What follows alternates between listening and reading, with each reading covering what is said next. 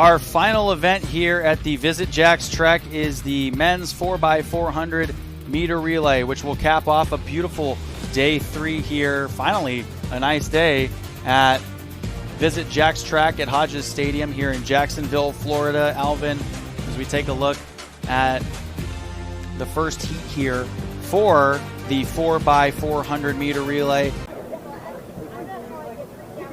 And we're ready. We got 3 heats, and the top 3 from each heat plus the next 3 best times are going to Eugene, Oregon. This first leg of the 4x4 is so important. It sets everything up because from here, when you merge and you're able to actually get the handoff baton, if you're in that outside lane, it's a difficult race for your second and third legs. Pay attention to who hands off the baton first. So right now, Virginia Tech out to a very speedy lead as they come around for the final 200. LSU on their outside. Pitt is in the mix as well. Pittsburgh's doing phenomenal again. This is the first time they're here, and they're showing you exactly what they plan on doing with it. So Pittsburgh and Ohio State with the handoff as we go into the second lap. This is where things get interesting. Pittsburgh with the clear lead, but it's only the second leg. This is the fastest mile you'll ever see in your life. Don't blink. So how about Navy, Alvin, on the inside, though, giving a strong push as hard as they can as we go around this turn here. It's Pitt and Ohio State in a leg race at the front. You have a few guys that individually hold their best school history record time for Navy, so now you're trying to put that all into a team aspect. This is where the handoffs get a little bit messy. Find your guy and deliver the baton. Pitt, Ohio State, and South Florida currently at the lead. And the transfer first for Pitt, and South Florida got a good one. A little bit of a miscue with Ohio State, and they're going to trail now and be in 6th place as we go around our second to last lap. Pitt with a huge lead going on the backstretch. And now for Pitt, you got to maintain that because the field is catching up. Dynamic. So it's Pitt at the lead, but he's being chased down. South Florida with good positioning on the inside. Just a little bit behind them is going to be Ohio State. Ohio State did have that miscue on the last one, and now on this curve, Princeton still in 3rd. A push from South Florida to get past Pitt. That could be huge going into the final handoff here. South Florida has dominated the sprints, and here you have a guy that can get the job done. Excellent start, but Pitt close on their heels. So South Florida extending their lead. They lead by 10 meters now on the far side. It's looking like Princeton has overtaken Pitt for the number 2 place. It's a foot race on the backstretch. How about this kick from Princeton as we go into the final 200, Alvin? Princeton is doing an excellent job of finding their target and executing. He has the speed. Can he maintain it? It's going to be Princeton and South Florida in a foot race for the final 100. South Florida looking to extend their lead, and they will. They're going to win this one by about 20 meters. It's those two in a race for 3rd place. Can Ohio State get that 3rd place spot? It's going to be a photo finish for 3rd. No, Ohio State gets 3rd. South Florida. Then it's Princeton and Ohio State for the Buckeyes are going to qualify. Wow. 3:01.52 for South Florida. An amazing finish for the Bulls. Ohio State did just enough to get the job done and qualify, but right behind their tail you have North Carolina A&T and Howard with a 3:03 split. The difference is hundredths of a second. And going back to Ohio State in that second exchange, you see how difficult it is when everyone's converged in the middle. You got to be smart enough to find your guy, hand the stick off, and give him room to explode and get out of there. Great job by that 3rd leg making up the difference, but South Florida, phenomenal leg overtaking in that 2nd leg. From there, the damage was done. South Florida kind of came from the middle of the pack, as you'll see on this replay here. You see an excellent start here, and again, the start matters so much. Pitt seemingly started off with a victory, but here's where the damage is done. Leg 2, and then the finish. Princeton did an excellent job of finishing very strong, catching up as much as they can and securing a trip to Oregon, but not before South Florida.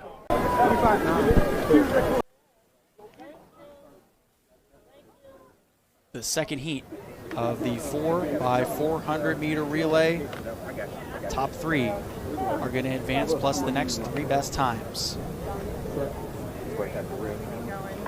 Here we go. Up and Adam.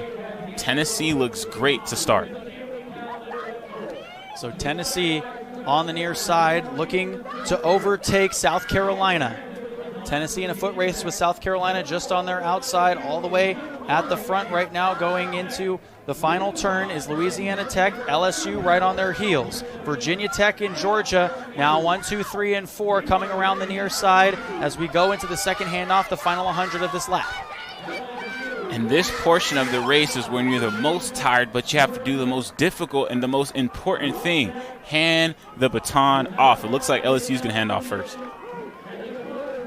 So as we close the first lap, LSU, a good start, and Georgia in the middle is out to the lead.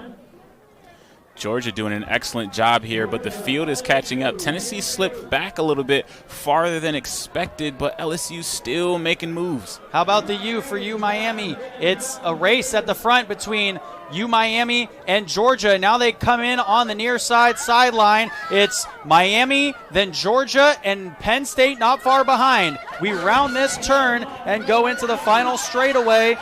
Louisiana Tech in fourth currently, and now the push from Virginia Tech on the near side. On your screen you can see them making some effort on the last part of this lap as we go into our final lap of this race. Nice handoff by Georgia, who's got the lead. Virginia Tech in second, Penn State in third. Excellent job here. You saw Miami slow down just a little bit, but Georgia took up the reins, and now you see them opening up the stride. The field doesn't look like it catch up, but LSU's making moves.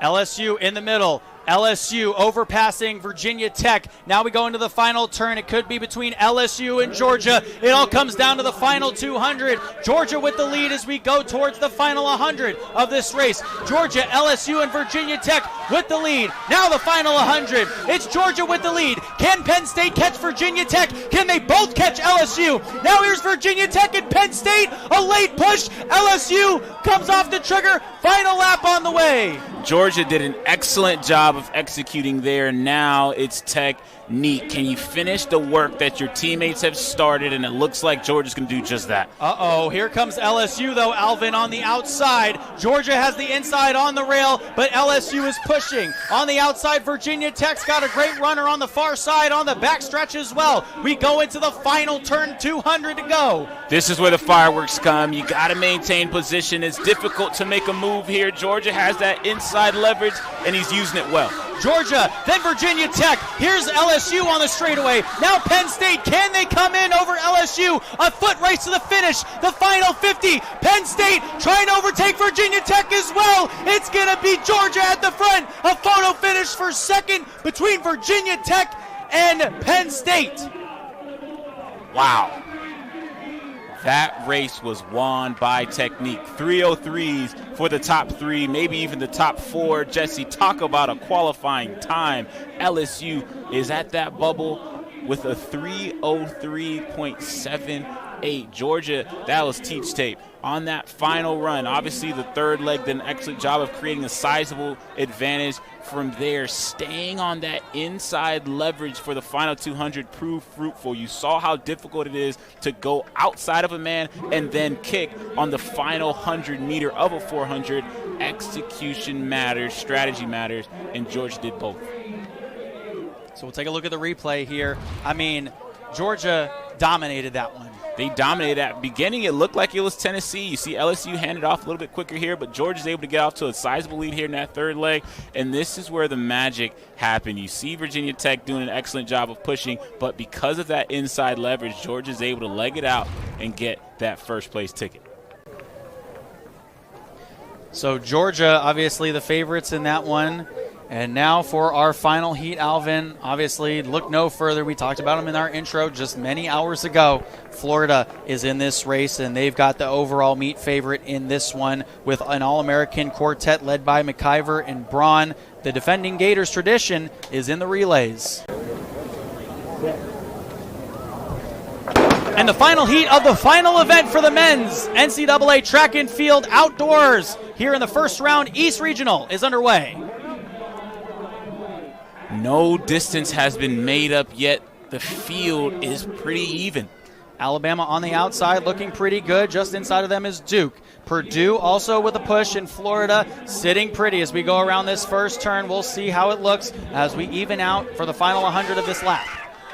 Alabama did a good job of eating up the cushion of Louisiana by the time we got to that third 100. But what would the second leg do? So everyone's pretty even right now. Alabama obviously clearly at the front as they cross that line right there. But the handoff coming first for Alabama, and then next to Alabama is Duke. A nice transition there as we go into this one, but Alabama and Duke trying to run each other off the track. Purdue did a good job of getting that handoff as well, and they're in the inside lane. Let's see when things even out where they're at. Here's Duke now coming all the way across. Duke is in the lead right now, and a late push on the far side. Duke is going to be challenged now as we go into this turn. And Duke has the leverage that we're looking for. Obviously, Florida's doing an incredible job of staving off the competitors. Florida in the lead, Duke's in second, Alabama in third, Purdue is in fourth, Penn State in fifth, and now High Point in sixth. And Florida's doing what you expected, chomping away at the lead. Here comes the transition. Florida now is off to the races on the near side. And being able to maintain that inside leverage is Florida's race to lose, but these guys are blistering. Florida, Duke, and Alabama. Now Purdue gets overtaken. Alabama pushing it on the far side, backstretch. And if you listen quietly, you can hear all the fans say whoop as Alabama overtakes another.